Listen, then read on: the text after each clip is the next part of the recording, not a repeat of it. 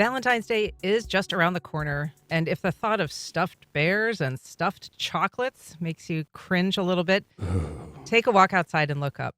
From binary stars to merging galaxies, February's evening sky is showing us some love. We're joined now by resident spaceman and director of the Bryan-Gooding Planetarium, Eddie Whisler. Hello, hello. Hello. Thanks for being here. You're welcome. Eddie, you have a really cool Valentine's Day event that you've curated, cleverly titled Matches Made in the Heavens. Yes. Talk about this and tell us what cosmic couplings inspired the theme. Yeah, so, when we look out into the universe, we're surprised often. And we just see couplings happening at different scales, like in some cases, really monumental scales, and other, more humdrum, just local neighborhood of stars type scales. And so just kind of want to point at some of those places where binaries and couples are spinning off inside of the universe, the ultimate matchmaker, and just kind of look at that and just create some kind of a parallel to our daily lives. Maybe innuendo filled as well might creep inside of the program. Give us an example if you can. Okay. And most people don't know this, and this is a shiny new finding for a lot of people. When you go outside, you look up at the nighttime sky, and we see these individual points of light, and those are stars.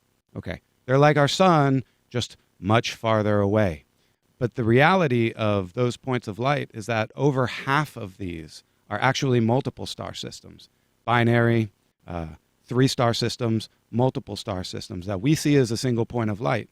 But when you look up, you can flip a coin on any one that you're unfamiliar with, and about half the time you'll be looking at a multiple star system that looks like a single point of light. Your eye it's impossible for your eye to resolve the multiple stars, but that's why we build ourselves instruments that are far more powerful than your measly face telescopes. You know what I mean? Like these things, our eyes are just not very accurate instruments to tell us about how the universe really is.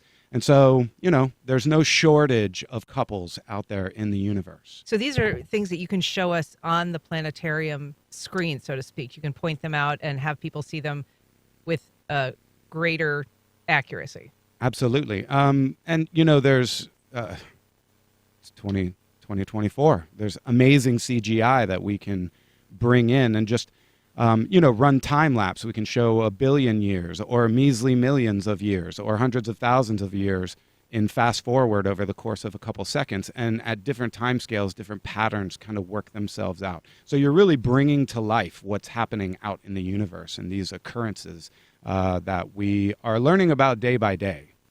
So this Matches Made in the Heavens is actually part of a series that you do that really is kind of designed for grown-ups. Tell us about that. So it's suggested 13 and up. Sometimes we have younger kids that come in. They're amazing as well, but it's really made for, more adults. We have programming that should be for, adults, and I don't have to unpack the same language that I would. Even with an audience that isn't conversant? Yes. You sometimes just by being an adult, there is language that we don't have to unpack. We can just roll right through it. And so that's fun for me to do, as is showing programming to audiences of young kids. But all the same, get them in. There's 6 of them a year, every other month, and February is one of those months. So this particular event is at Mosh is at 7:00. Is that right? On the 9th, which is Friday. We're going to open up those doors to the planetarium right at 7. Get started shortly thereafter. The doors to the museum, like if you're a ticket holder and you're going to come and join us as a guest, then doors to the museum open at 6:30. Okay.